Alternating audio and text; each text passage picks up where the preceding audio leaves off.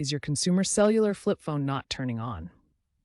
The primary culprits are usually power and battery related. First, ensure your phone is adequately charged. Use the original charger or a compatible one, outputting 5 volts 1 amps. Check for physical damage on the charging port and try a different outlet. If the phone shows no charging indicator, attempt a hard reset by holding the power button for 10 to 15 seconds. A vibration or charging display indicates the battery is responding. Software glitches can also prevent booting. If problems persist, a degraded battery or internal hardware failure is possible. The battery is typically a lithium-ion, Li-ion, and degrades over 500-1,000 charges. Ignoring early signs like rapid battery drain will lead to permanent failures. If basic troubleshooting doesn't work, replace the battery yourself or at a repair shop.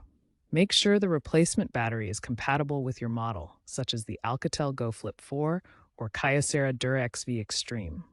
User replaceable parts make this easier on affordable devices. Keep your device updated with the latest firmware through over-the-air updates. This helps prevent software bugs that can cause unexpected shutdowns.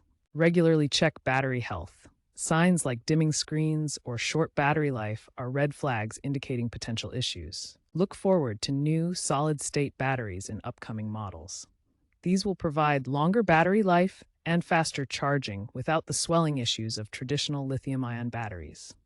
For older devices, use AI-assisted diagnostics available in the My Account portal to troubleshoot issues remotely. Practice preventive maintenance by replacing your battery every 2 to 3 years.